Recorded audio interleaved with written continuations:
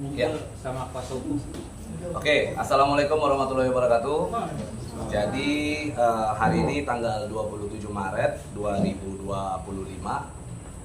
Pertama-tama kami ucapkan terima kasih banyak kepada rekan-rekan media yang telah hadir atas keingintahuan terkait dengan sebuah persoalan yang sebenarnya sangat penting sekali di dalam negeri ini.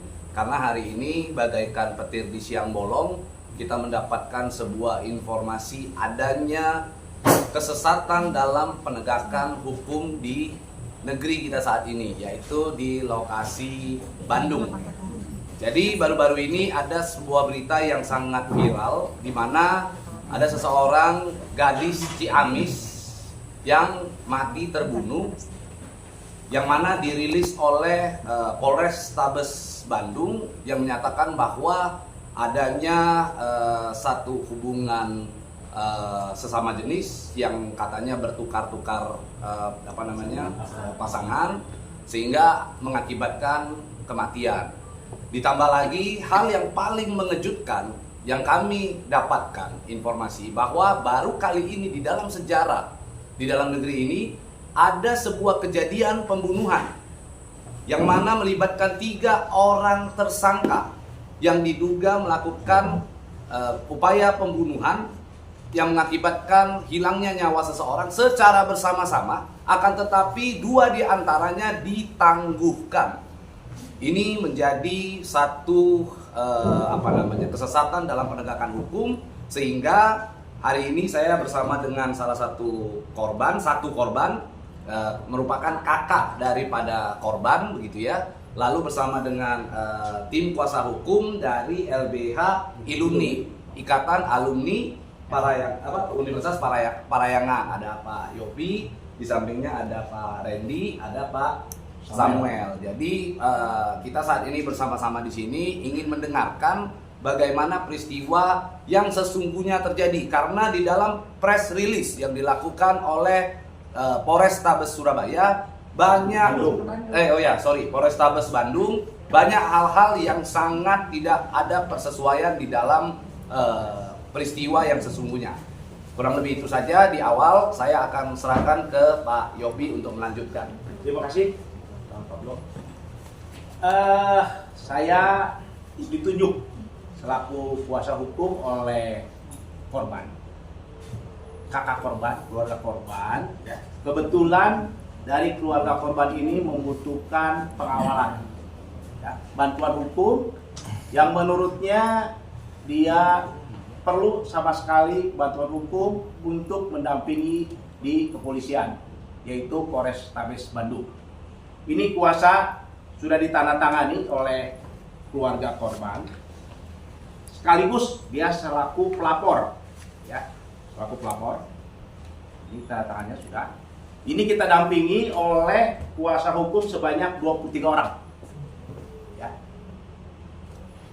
Nah, kemudian pelapor sudah melaporkan kejadian dugaan tindak pidana pembunuhan ini, yang dilakukan sebagai pelapor adalah saudara korban, kakak korban, yaitu Hani Yuliani, yang sudah dilaporkan pada tanggal 10 Maret 2025.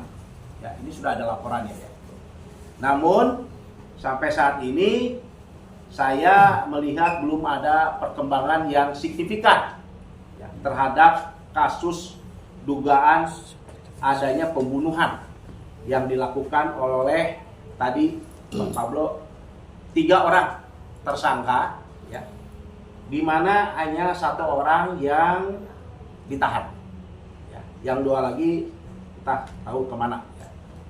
Kemudian mungkin ini ada surat kematian dari korban pembunuhan itu, di mana ini ada satu kejanggalan di dalam surat kematian itu. Di sini dikatakan bahwa sebab kematian itu salah satunya adalah bukan penyakit menular. Padahal menurut saya ini sudah jelas, ini adalah adanya dugaan tindak pidana pembunuhan.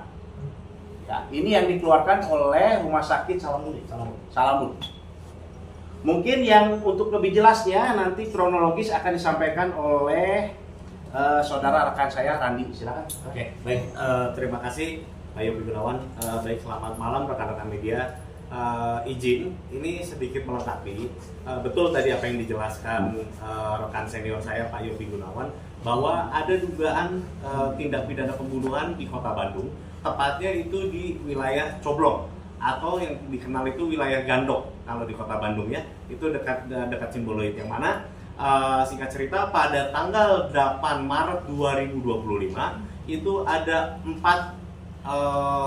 empat orang wanita yang berkawan nih, ya kan? 4 wanita yang berkawan, lalu mereka ini ada di dalam satu ruangan, di dalam satu ruangan kosan, ya, yang mana saat salah satu ini namanya Dibo, ya. Nah, Dibo ini adalah adik kandung dari klien kita, Bu Hani ya, dari klien kita Bu Hani. Nah, Dibo ini berpamitan saat malam itu tanggal 7 ya, tanggal 7 malam itu berpamitan setengah 9 bersama Nona F, ya, berpamitan bersama Nona F dari rumahnya untuk bermain atau mengunjungi tempat kos-kosan F, gitu loh. Yang mana saat itu di kos-kosan itu sudah ada terduga pelaku C dan terduga pelaku A yang saat ini ditahan di Polrestabes ini hanya terduga pelaku A, begitu loh, ya. Sementara ada 4 orang di sini yang di dalam satu kamar. Dalam satu kamar 4 orang terjadi peristiwa pembunuhan, namun hanya satu yang ditahan, begitu, ya. Lalu singkat cerita, ketika sudah berpamitan, subuh-subuh kakak korban ini mendapat berita dari F bahwa korban sudah kesulitan bernafas dan korban saat itu sudah berada di rumah sakit Salamun, gitu loh. Saat didatangi, ditanya oleh kakak korban, ini kenapa Dibo bisa begini? Ya, di situ kakak korban melihat ada luka tusuk di leher, itu vital, ya, itu vital di leher. Lalu penjelasan dari terduga 3 pelaku ini adalah Dibo ini dibegal katanya, begitu loh, dibegal. Nah, lalu kakak korban ini datanglah dengan rekannya kakak korban yang satu ke Salamun untuk mengecek, dan mereka tidak percaya adanya dugaan pembegalan itu, gitu loh, ya kan, sehingga mereka melakukan pengecekan ke kos-kosan, lalu ada banyak tapak darah, lalu banyak juga hasil darah yang sudah dibersihkan oleh kakak korban, gitu. Nah, singkat cerita, mereka kembali lagi ke rumah sakit sambil menunggu ambulan jenazah untuk kepulangan ke Ciamis. Nah, sekitar jam 10 pagi tanggal 8 itu mereka kembali ke Ciamis lalu dimakamkan beserta ketiga tersangka ini pun juga ikut karena untuk bertanggung jawab kepada keluarga korban, gitu ya. Nah, saat ketiga terduga pelaku ini ikut di Ciamis, kakak korban ini melarang untuk pulang ke Kota Bandung dengan alasan nanti saja pulangnya bareng kakak korban. Itu tanggal 8 sekitar jam 10 pagi ya, Teh ya. Sekitar jam 10 pagi ya. Sekitar jam 10 pagi itu sampai di Ciamis, dimakamkan, lalu menginaplah singkat ceritanya ketiga terduga pelaku ini di rumah keluarga Dibo di Ciamis. Dalam malam pertama menginap itu terjadilah nih, ini yang bisa mengungkap kenapa sampai A ini ditahan kepolisian, ya. Singkat cerita, pada tanggal 9 pagi, ketiga orang yang menginap di rumah keluarga Dibo ini, dia datang ke kamar kakaknya Dibo. Mereka semua datang dengan menangis dan mengaku bahwa A lah ini pelaku pembunuhannya, gitu loh, ya. Bahwa A ini pelaku pembunuhan, meminta maaf kepada keluarganya, lalu keluarga besarnya datang semua di situ, gitu. Ketika keluarga besarnya datang semua di situ, mereka laporlah ke pihak RW lapor ke Polsek saat itu Cihaureuti ya kalau nggak salah ya, ke pihak Polsek, lalu dilimpahlah ke Polres Ciamis dari Polres Ciamis karena ini lokus dan tempus atau tempat kejadian perkara pembunuhannya ini di wilayah Kota Bandung, maka berkoordinasilah Polres Ciamis dengan Polrestabes Kota Bandung, begitu. Singkat cerita, Polrestabes Kota Bandung menjemput mereka ketiga-tiganya untuk dilakukan proses hukum di Mapolrestabes Kota Bandung, begitu ya. Nah, yang menjadi kejanggalan di sisi kami selaku penasihat hukum, ini yang pertama itu kakaknya korban itu melihat bahwa handphone korban saat di rumah sakit itu ada di tangan F. Namun sampai saat ini handphone korban itu belum ditemukan di mana. Gitu loh. Saat diklarifikasi, saat ditanya pun juga ke F tidak mengaku gitu bahwa si handphone korban ini ada di F. Sementara sewaktu di rumah sakit ditanyanya handphone korban dilihat ya, Teh ya. Teteh lihat sendiri ya? Lihat sendiri. Oke. Nah, itu kejanggalan yang pertama. Yang kedua, seperti dijelaskan oleh rekan senior kami, Pak Yopi Gunawan, ada 2 lagi tersangka yang tidak ditahan. Berdasarkan press release dari Polrestabes Kota Bandung, 2 tersangka yang tidak ditahan ini kasusnya adalah merintangi penyidikan. Ini yang menurut hemat kami, ayolah pihak kepolisian, ayo kita sama-sama transparan. Ayo kita sama-sama bahu-membahu demi terangnya perkara ini. Kami siap support, kami siap satu halaman dengan pihak kepolisian. Yuk kita kumpulkan pasal-pasal yang sedang berserakan, gitu loh. Karena ini kejadian tanggal 9, datang ke kami pun tanggal 19, begitu ya. Sehingga ya kami selaku kuasa hukum hanya bisa berbicara masalah data, begitu loh. Bahan-bahan keterangan itu pun juga kami kumpulkan atas pengakuan-pengakuan si korban, atas pengakuan-pengakuan terduga pelaku. Itu pelaku C itu membuang barang bukti. Pisau yang dipakai untuk menusuk itu dibuang di daerah Taman Sari, Kota Bandung. Itu diakui langsung oleh C. Dia yang bawa motor berdua sama A, begitu loh, ya kan? Setelah diselidiki, ini kan awalnya di preskon itu tentang tukar-menukar pasangan. Ini mohon maaf, saya harus bilang keempat-empatnya ini wanita. Sekali lagi keempat-empatnya ini wanita, gitu loh, ya kan? Memang ada hubungan romansa antar mereka, gitu ya. Ada hubungan romansa antar mereka sehingga penyebab berdasarkan pengakuan si terduga pelaku ini adalah ada hasil texting atau hasil chatting antara korban dengan F yang menjelek-jelekan pelaku A yang sekarang ditahan di Mapolrestabes, gitu loh, ya kan. Namun tetap pertanyaan kami adalah kenapa ini ada 3 pelaku hanya 1 yang ditahan, begitu. Ayo dah kita sama-sama buka apa yang bisa kami bantu demi terungkapnya, demi terang benderangnya kasus ini, gitu loh, ya. Dan kami juga mendapatkan bahwa korban ini juga belum diotopsi. Kami mendorong pihak kepolisian, kami mendorong teman-teman penyidik, ayo kita bersama-sama lakukan dulu ekshumasi, ya, karena ini korban ini meninggal dengan cara yang tidak wajar menurut kami, gitu loh.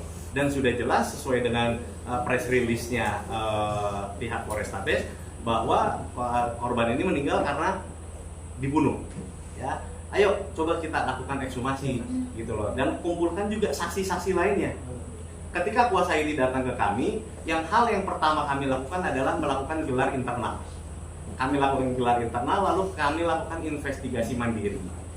Ketika kami lakukan investigasi mandiri, kami menemukan 3 orang saksi yang belum diperiksa oleh pihak Polrestabes, yaitu Tuan O, Nona O, dan Tuan H.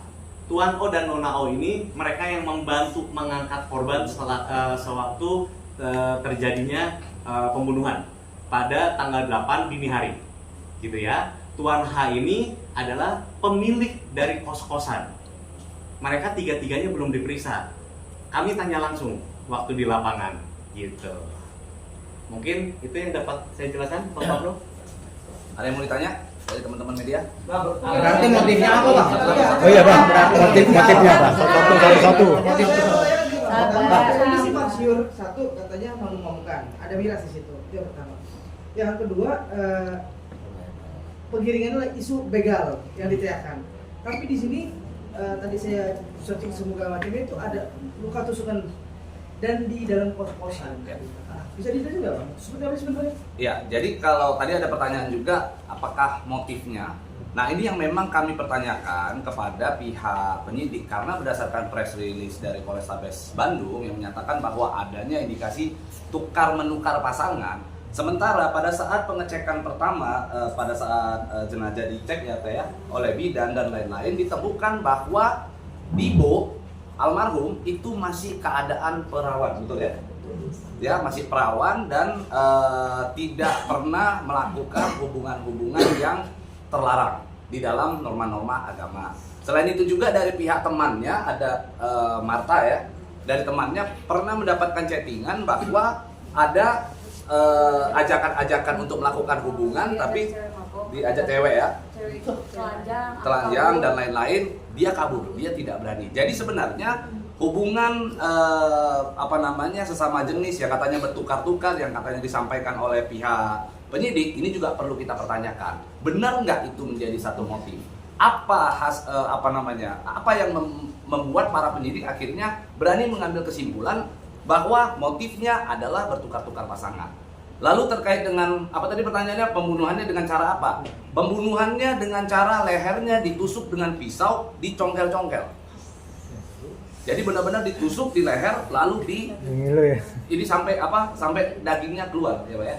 Sampai dagingnya keluar, dan ini adalah satu perbuatan yang keji. Yang perlu kita garis bawahi di sini adalah bukan hanya sebatas motif. Justru yang harus kita pertanyakan adalah motif penyidik yang akhirnya dua pelaku yang jelas-jelas melakukan perbuatan dugaan pembunuhan tersebut ditangguhkan atau tidak ditahan. Ini yang menjadi persoalan. Karena untuk pertama kalinya di Indonesia ada orang yang diduga bersama-sama melakukan pembunuhan tidak ditahan. Kita bisa ambil contoh kecil, kasus Ferdi Sambo dulu. Putri Candrawati, dia tidak melakukan pembunuhan, dia bahkan di ruangan yang terpisah. Dia hanya katanya menyampaikan bahwa dirinya dilecehkan oleh almarhum Joshua, tapi akhirnya dia juga ditetapkan sebagai tersangka, ditahan. Padahal beda ruangan. Ini di ruangan yang sama.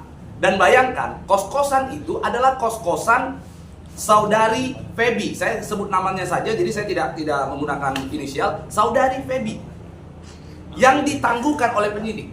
Pisaunya juga adalah pisau milik daripada saudari Feby. Ada di dalam kos-kosan itu. Sehingga kenapa alasan penyidik menangguhkan saudari Feby? Ini yang sebenarnya harus di-highlight oleh teman-teman media. Gitu. Masa orang yang sangat berperan penting, yang mengakibatkan seseorang meninggal dunia itu ditangguhkan oleh pihak penyidik, dan dengan alasan bahwa orang-orang yang ditangguhkan tersebut, orang-orang yang tidak ditahan tersebut karena tidak terlibat dalam pembunuhan, katanya karena mereka dilekatkan pasal 221, yaitu merintangi penyidikan.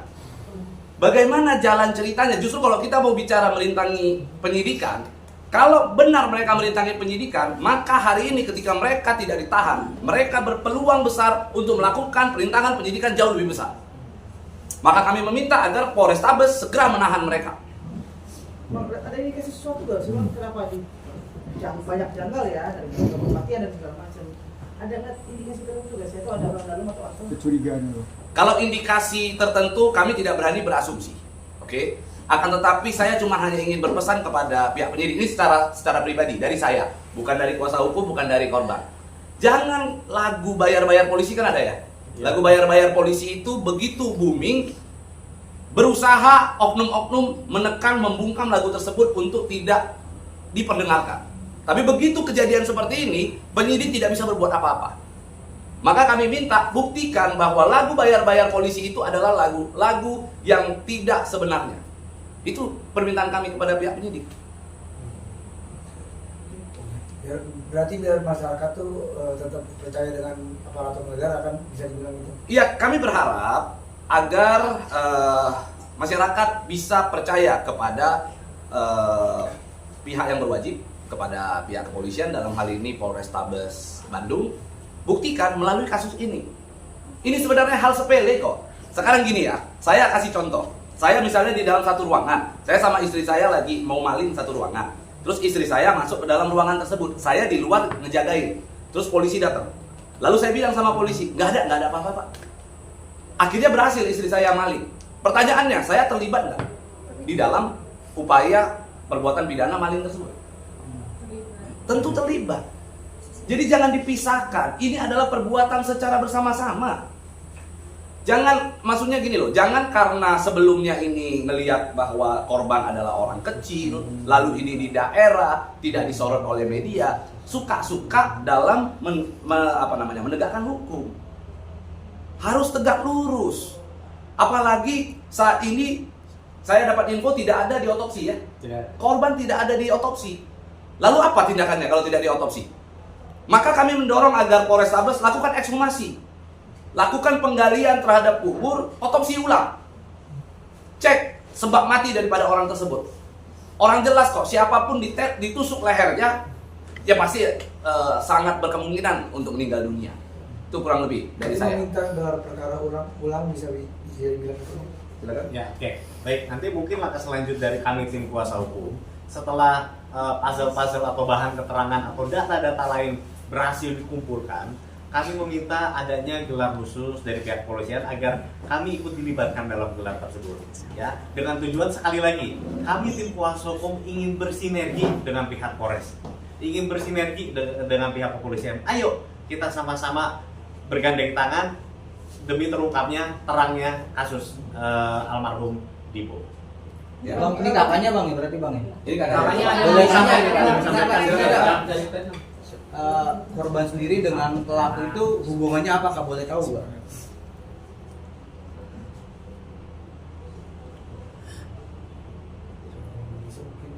Baby itu emang teman dekatnya sama korban. Ibu korban cuman waktu pas posisi adik aku bukan orangnya baik, gak pernah neko-neko, selalu nasihatin teteh. Pas kena dia,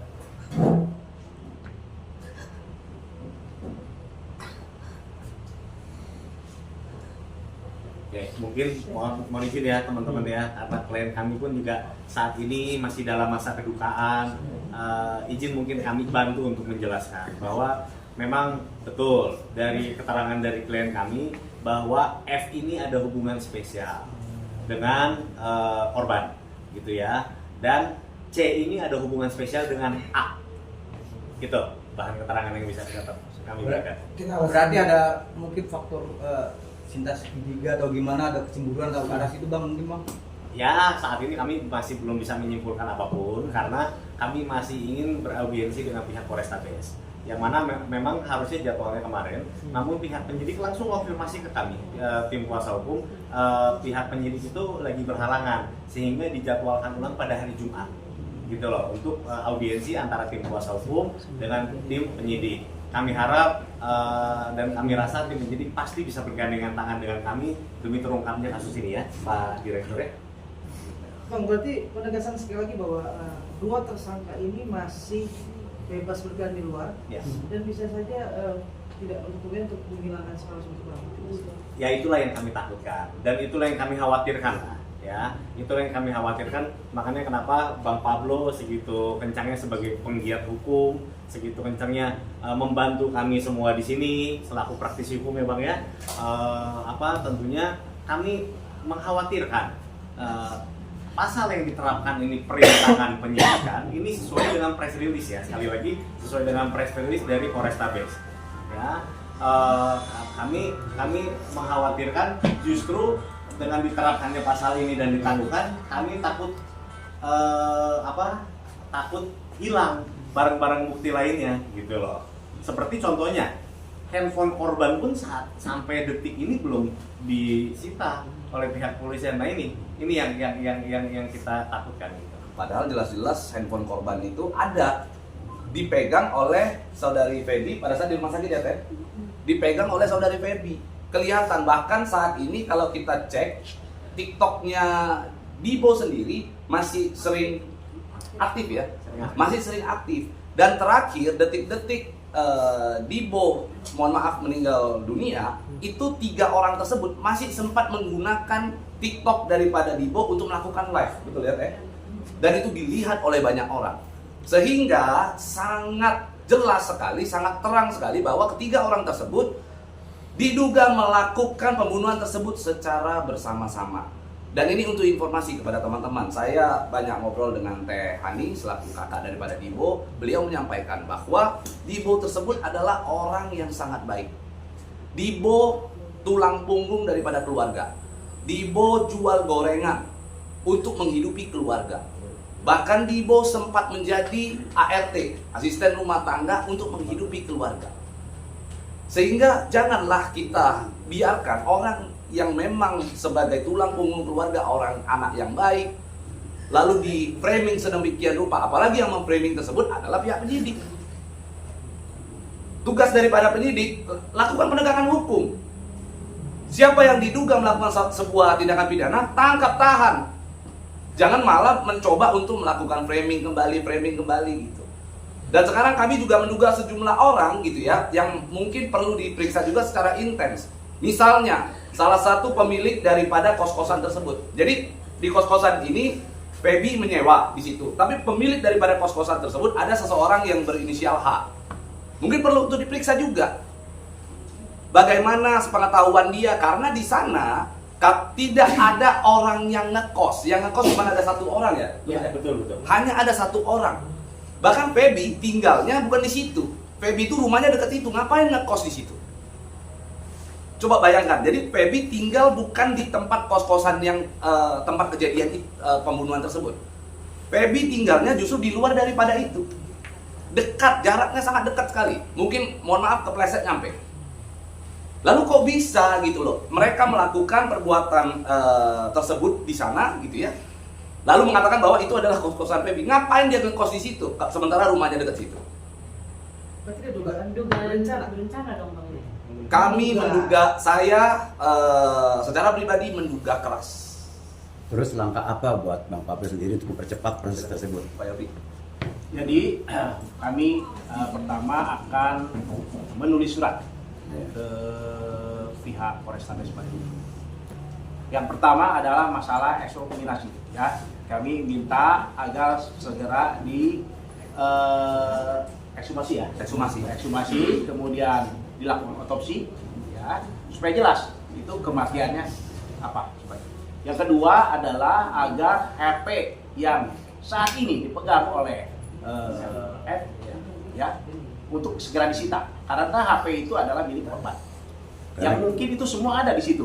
Karena gini Bang, jangan sampai ada tersangka kerjasama dengan aparat. Nah itu dibalik ada sesuatu atau bagaimana, atau itu dengan saudara atau dengan peti atau apa. Nah itu Pak gimana? Betul. Ya itu yang ketiga adalah saksi. Nah, kita akan meminta penyidik untuk memeriksa saksi-saksi. Ya, saksi-saksi semua yang kita sudah investigasi di sana untuk diperiksa. Dokter juga ya, termasuk dokter. Termasuk dokter. Yang saya tadi jelaskan tadi. Yang menerbitkan surat kematian. Ya, kenapa ini dokter menulis surat hanya penyebabnya adalah bukan penyakit menular. Emang ini sakit orang ini. Udah tahu kan itu darah. Pembunuhan ditusuk. Kan ini jelas. Ya, kalau dia sakit, oke, dia bilang itu. Apa sakitnya menular atau tidak menular? Nah, gitu kan ya. Nah, ini juga perlu di penyidik nanti untuk memeriksa dokter yang melakukan pemeriksaan ini. Bang, pelaku psikopat atau gimana Bang? Serem juga cara membunuhnya Bang. Ya kalau kita secara manusiawi ya, saya sebagai seorang manusia yang normal, jangankan membunuh manusia gitu. Membunuh hewan saja nggak sampai rasanya di hati itu. Misalnya ada kucing itu kita tusuk lalu kita congkel-congkel. Di mana rasa kemanusiaan kita ketika melihat keadaan itu? Maka kami meminta agar masyarakat ayo ikut serta ambil bagian di dalam persoalan ini, kita kawal bersama-sama. Dan kami juga meminta kepada Bapak Kapolri, saat ini ada seseorang yang menjadi korban dari tindak pidana pembunuhan dan ini adalah keluarganya. Kami meminta agar Bapak Kapolri turun tangan, atensi terhadap perkara tersebut karena perkara tersebut banyak sekali kejanggalan. Kami ingin hukum benar-benar ditegakkan. Harapan Teteh bagaimana Teh? Seadil-adilnya dihukum yang tidak bersalah. Seadil-adilnya mohon buat Indonesia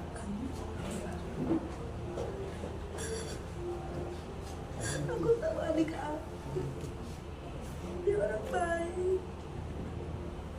Nggak pernah macam-macam, nggak pernah minum, nggak pernah obat-obatan.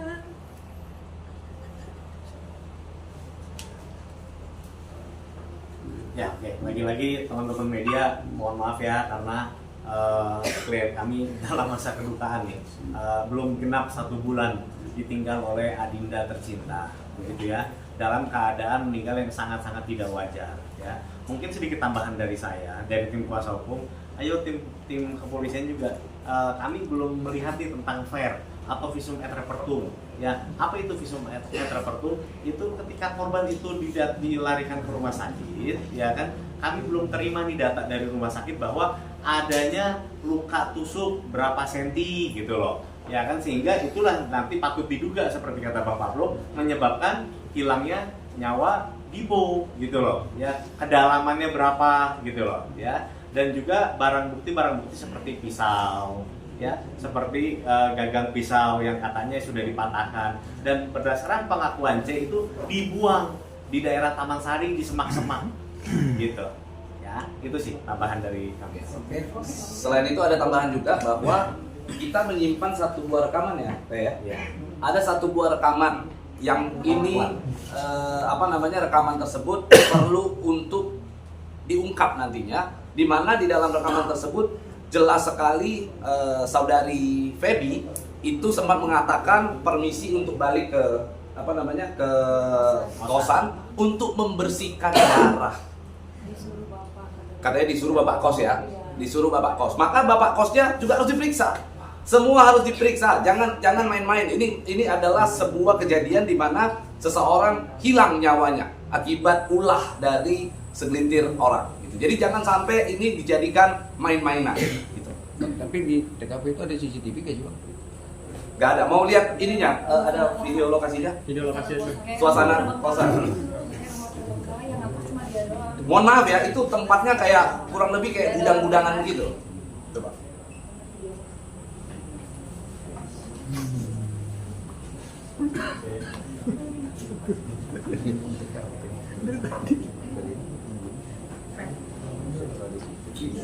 Mungkin izin saya menunjukkan sedikit lokasi dari jalan saja, karena ini kan ada polis lain. Kami tidak berani menerobos ke dalam, ya.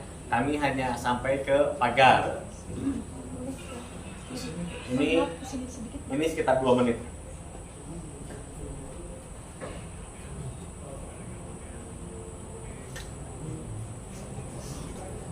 Ini jalan, bukan di daerah-daerah terpencil. Ini pas pinggir jalan banget kos-kosannya.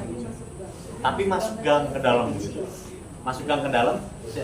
Mohon maaf, ini kos-kosannya pas di pinggirnya gudang rongsok. Gudang apa ya? Pengepul rongsok lah. Madura. Ini emang ya apa namanya kos ala-ala doang ya kos kosan. Ya, Bedeng. di situ saya sih tanya ke pemilik kos, mungkin dia punya sekitar 4-5 kamar saja, namun yang terisi memang hanya 1, gitu loh. Iya, yang mengisi itu hanya F gitu loh. Ini nanti ada di ujung video ini gerbang yang di polis lain. Nah, di dalam situlah kos-kosannya. Tapi dari sisi itu ada RT atau keamanan untuk sebagai saksi dari penyidikan, Bang? Nah, itu yang kami belum tahu ya, apakah RT dan keamanan ini apa sudah turun atau belum. Yang pasti kami gali bahan keterangan dari saksi-saksi di lapangan bahwa pada saat itu ada sekitar 5-7 orang bapak-bapak tuh waktu kejadian. Nah, saksi O ini bantu mengangkat gitu loh. Saksi O ini bantu untuk menggotong dengan berlumuran darah juga. Nah, sampai dia marah, ini kok banyak orang gini kok tidak ada yang tolong katanya gitu. Lalu datang lagi Nona O juga, kebetulan sama namanya O ya, depannya inisialnya. Nona O ini juga pegang kepalanya karena ini wanita, dibilang tidak ada yang berani pegang gitu loh. Ini harus cepat-cepat, ini nyawa katanya. Nah, makanya digotong lah, yang gotong itu bertiga. Tuan O, Nona O, dengan C. Nah, terduga pelaku C ini juga dia ikut bantu gotong. F dan A, dia duduk di depan rumahnya siapa yang punya kontrakan, Tuan H. Jadi korban sebelum sampai rumah sakit memang sudah meninggal apa meninggalnya di rumah sakit, Pak? Dugaan kita sudah meninggal. Dugaan kita sudah meninggal di tempat. Oke. Ya udah aman. Oke. Ya. Oke. Oke. Sip. Ya. Thank you.